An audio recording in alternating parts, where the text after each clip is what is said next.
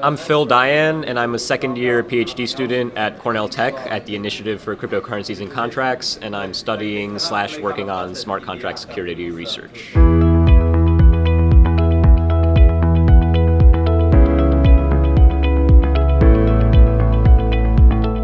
Excellent. What was your talk about specifically?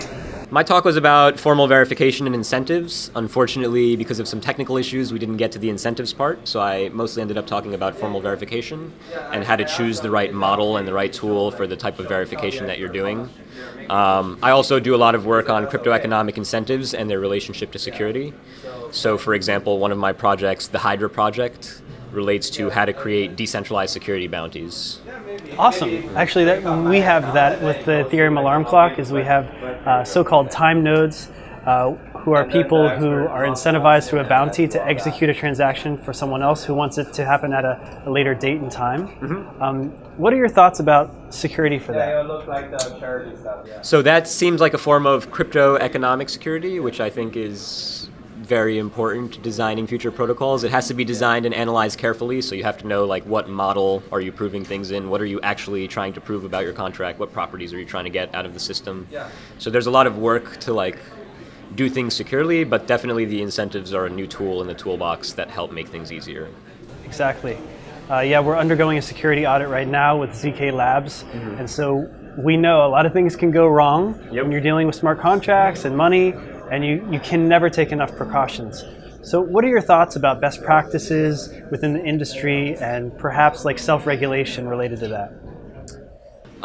There's certainly a lot of work left to be done. I do think we're in a much better place than we were maybe a year or two ago when a lot of tools were not at maturity and there was even no way to build this high assurance software if you wanted to.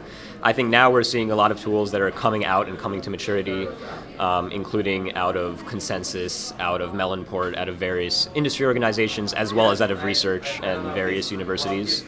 So I think the space of tools has increased a lot. And I think now we really need to put this into practice and put our money where our mouths is and where our mouths are, rather, and spend money developing a really rigorous set of formal best practices and standards that the community expects.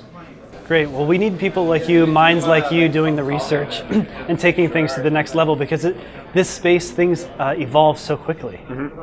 So what's your plan after the PhD? No clue.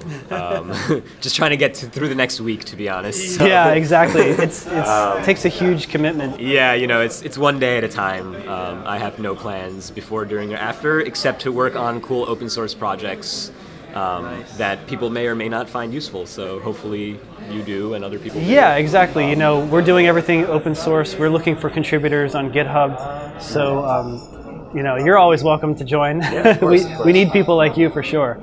So, excellent. Do you reach out to people on Twitter as well, on GitHub? Do you share your contact information? Yeah. So my contact information is all on my website, my email, a phone number that you can maybe reach me at sometimes. And my Twitter is always the best way to reach me, actually. Twitter DMs are open, and I'm pretty responsive to those. So what is your Twitter handle? Phil Daian. So PhilDaia, 3 vowels in a row, N. Great. Okay, thank you for your thoughts, and thank you for speaking at EDCON. Thanks so much, yeah.